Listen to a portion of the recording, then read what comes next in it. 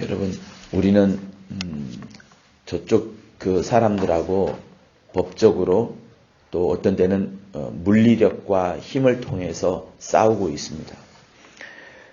그러다가 이제 이 에베소서 6장에 있는 이 말씀을 곰곰이 듣고 또 기도하다 보면 우리의 씨름은 혈과 육에 대한 것이 아니요 정사와 권세와 이 어둠의 세상 주관자들과 하늘에 있는 악의 영들에게 대함이라 라는 말씀을 또 보다 보면 몸으로 싸우고 소송하고 또 하는 이런 것들이 중요한 것이 아니라 눈에 보이지 않는 그런 싸움이 중요하다는 것을 다시 또한 우리는 확인하게 됩니다.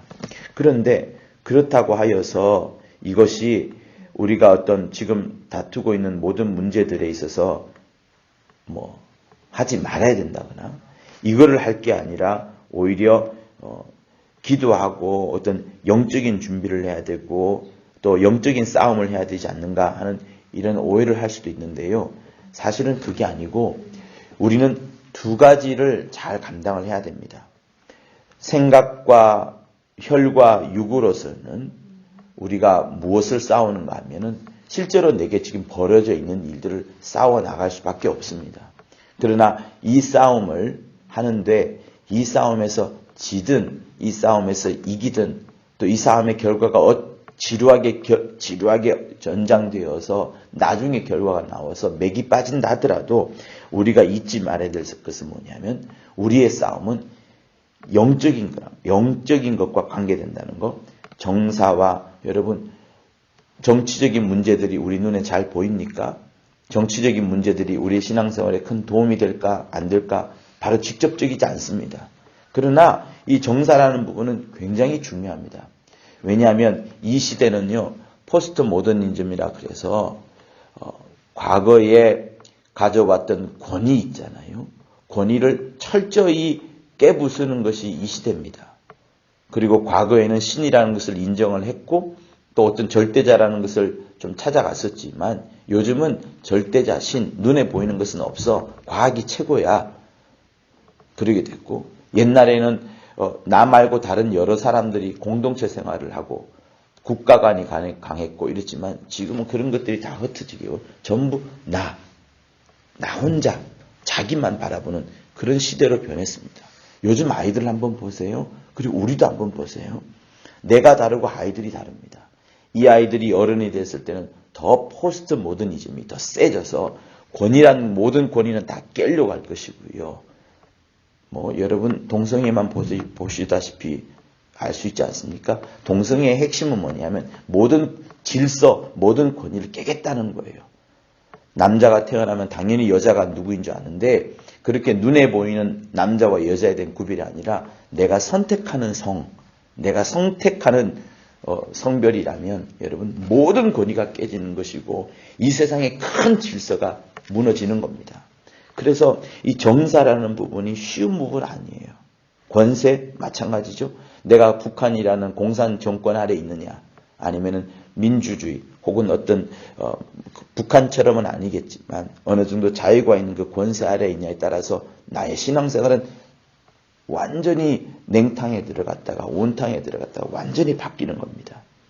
그리고 이 세상 주관자들 앞에 어둠이라는 것이 있는데 과연 우리 중에 누가 지금 살고 있는 이 땅이 어둠이라고 밝혀주는 데가 어디에 있습니까?